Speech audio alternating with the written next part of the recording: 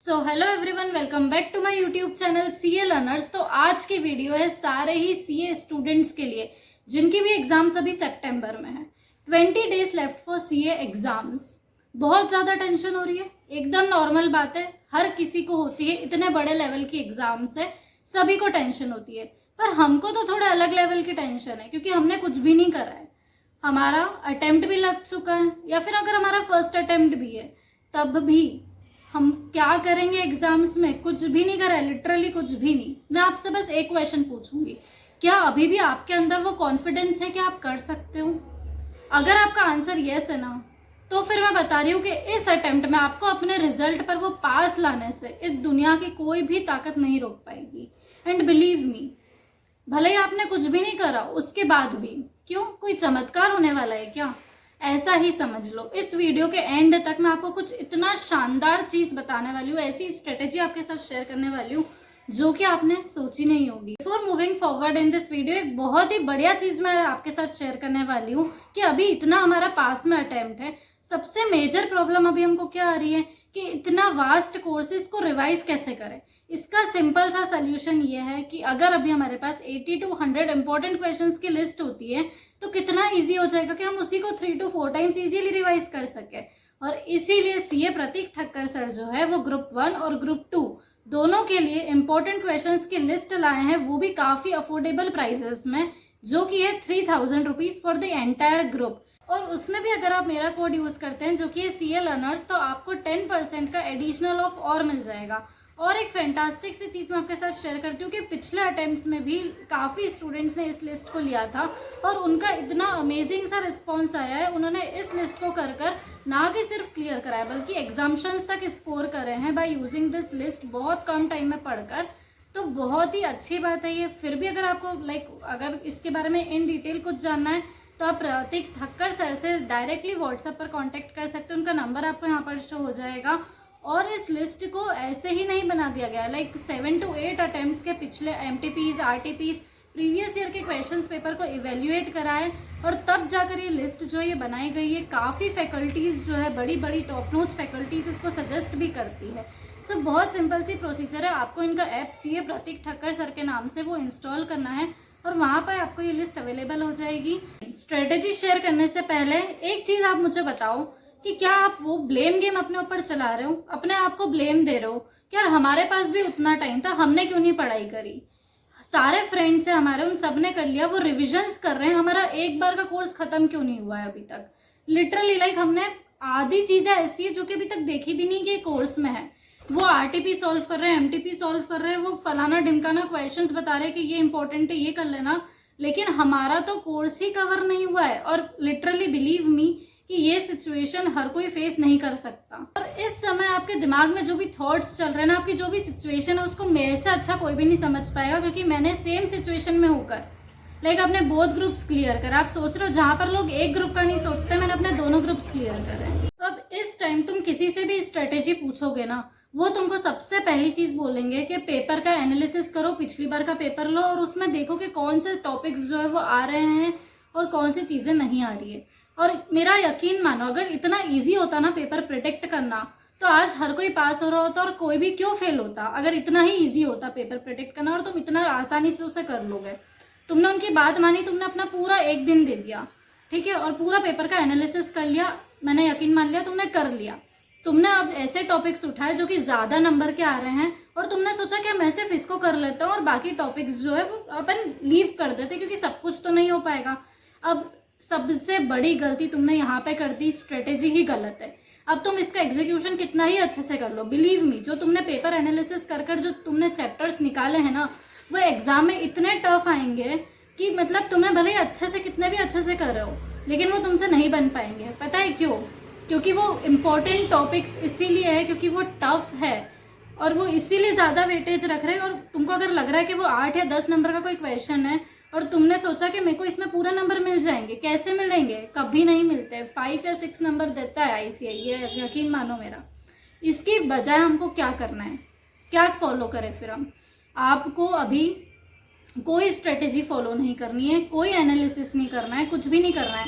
सबसे पहले एक पेपर लो, एक पेन लो, सब्जेक्ट्स लिखो अपने, कि कौन सा सब्जेक्ट है, कितने नंबर ऑफ चैप्टर्स है, मैंने ऑलरेडी कितने चैप्टर कर लिए हैं। अगर मैं ऑलरेडी 60-70% पोर्शन अपना उस सब्जेक्ट में कवर कर चुका हूँ, 70% पोर्शन मिनिमम।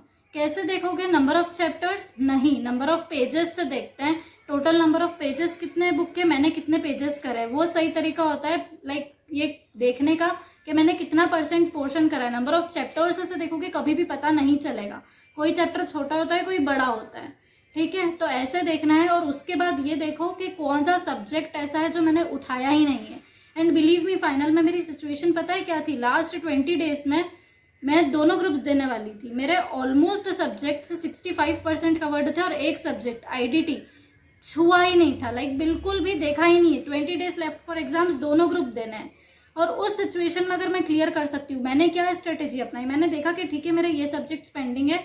अब मैंने सोचा कि कौन से ऐसे चैप्टर्स है जो कि छोटे हैं और सिंपल है, वो चैप्टर्स मैंने उठाए। मैंने कोई वेटेज नहीं देखा। फालतू का एनालिसिस अगर करने लग गए ना, बहुत ज़्यादा ओवर एनालिसिस करना भी एक प्रॉब्लम रहती है। तो क्या करें फिर? अरे यार, बहुत सारे ऐसे चैप्टर्स है जो कि बहुत छोटे हैं और बहुत सिंपल है। और मुझे आप बता दो ऐसा एक भी चैप्टर पूरे कोर्स में जिसका कोई कवरेज है ही नहीं, हो ही नहीं सकता, वरना वो चैप्टर होता ही क्यों सिलेबस में, राइट। तो वो कहीं ना कहीं वो चैप्टर जो है वो आएगा ही आएगा, या तो वो MCQs में आ जाएगा या तो फिर वो कहीं और आएगा, ठीक है। वो छोटा सा उसमें दे देंगे।